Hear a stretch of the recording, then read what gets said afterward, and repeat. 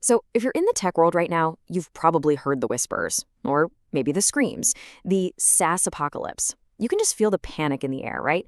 But what if I told you this isn't the first time the sky has fallen on our industry?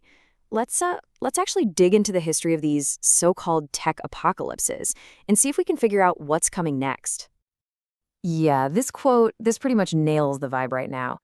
You've got investors running for the hills, tech stocks are just getting hammered, and there's this feeling that the game, the one we've all been playing for the last decade, is just over. It is a scary time. There's no way around it.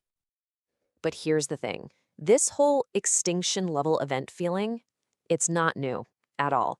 In fact, over the last 25 years or so, the tech industry has gone through what felt like the absolute end of the world, not once, not twice, but 3 separate times. And, spoiler alert, each time it came back even stronger. Okay, so let's hop in the time machine and go back to our very first Great Reset, the legendary dot-com crash, right at the turn of the millennium. This is the crash that really set the pattern for basically every boom and bust cycle that came after it. This table really breaks down the chaos perfectly. So, the cause? Just insane overhype around startups. The big fear at the time was, believe it or not, that the internet itself was just a passing fad. But the reality, as we all know now, was that the bad ideas died off and the strong ones survived. The result? A massive, and frankly, a much-needed reset on what companies were actually worth. And when we talk about the cause, it really boils down to one simple thing: pure greed. I mean, we're talking about a time when all you had to do was slap a .com on your company name, and boom, you were valued in the billions, often without a single penny of revenue to your name. It was a total house of cards, just waiting for a light breeze to knock it all down. And that breeze, well, it turned into a hurricane. The result was just catastrophic. A staggering 90% of these internet companies, gone, wiped out. They went from being the darlings of Wall Street, worth billions, to being worth absolutely zero, almost overnight. This slide really says it all, doesn't it? The crash was kind of like a forest fire. Yeah, it was destructive, but it cleared out all the ridiculous ideas, like the infamous pets.com, selling dog food online. But by clearing out all that underbrush, it made room for the real giants, Amazon, Google, eBay, to get all the sunlight and grow into the titans that define the next era. All right, let's move on to our second reset. This time, it wasn't about crazy valuations, it was about the very foundation of how we build and sell software. The cloud was coming, and believe me, it threatened the entire structure of corporate IT as we knew it. So you can see the new dynamic here. The cause was Salesforce, really pioneering this new thing called software as a service, or SaaS. The fear was pretty logical. Hey, if we don't have servers in our building anymore, we don't need IT admins, right? But the reality was that the jobs just changed. They shifted up the stack, which led to a fundamental shift in the whole business model of tech. And Salesforce's marketing, it was just brilliant. So aggressive. They had these logos and ads with a big red circle and a slash right through the word software. It was basically a declaration of war on the old way of doing things. Buying a CD-ROM, installing it on a server you kept in a closet. And here's the key concept to understand. Jobs didn't really vanish, they just got abstracted. You see, instead of physically plugging in cables and swapping out hard drives, IT pros started managing these super complex cloud dashboards and APIs. All the routine, kind of boring work disappeared, and the demand for high-level architectural work just exploded. Okay, let's get to our third great panic.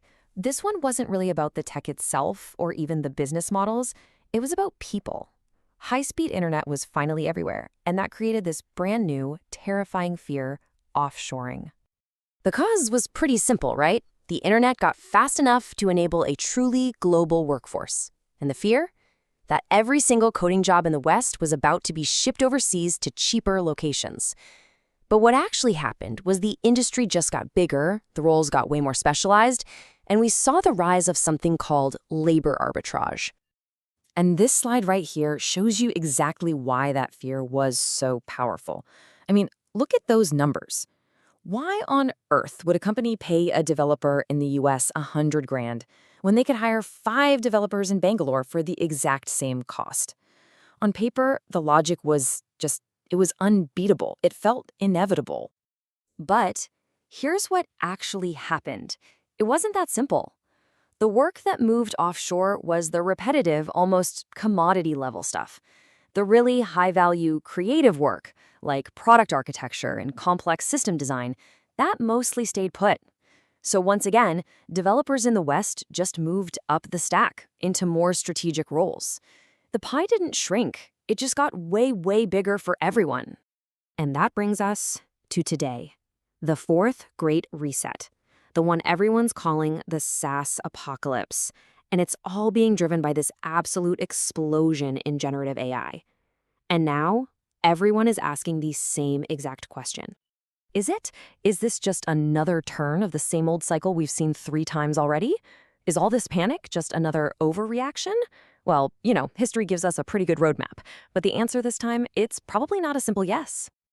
And this slide is the whole ballgame. This is the critical difference. In the past, we were replacing physical things with virtual ones. We were replacing expensive labor with cheaper labor. But this time, we're starting to replace human cognitive tasks with artificial intelligence. And that is a fundamentally different kind of reset. So, what does this all mean? Well, if the pattern holds, the industry itself won't die, but it almost certainly means that the simple entry-level digital work, the digital equivalent of digging ditches, the kind of repetitive stuff that gets your foot in the door, that work is probably gone for good, automated away by AI. So, after all that, what is the big takeaway here? History gives us a really clear, recurring pattern. And honestly, understanding that pattern is probably the key to navigating what's happening right now and what's about to happen next. And here it is. It's a simple 4-step cycle. Every single time, it goes like this. First, there's widespread panic. Second, there's a crash that wipes out all the weak ideas and bad businesses. Third, the boring, repetitive work gets automated or abstracted away. And fourth, from those ashes, a new, bigger, and more sophisticated industry emerges. Every single time. The parallel is just so clear. Right now, we are drowning in thousands of these simple wrapper AI apps that just put a pretty interface on an existing AI model. History tells us that 90% of these are going straight to zero. But the companies building the fundamental platforms, the true innovators like Anthropic, they could very well become the next Googles or Amazons. So as we wrap this up, this is the real question you have to ask yourself. As they say, history doesn't repeat, but it sure does rhyme. The pattern is there, the rhyme is familiar. So in this wild new world of AI, you have to decide, are you building a pets.com or are you building an Amazon?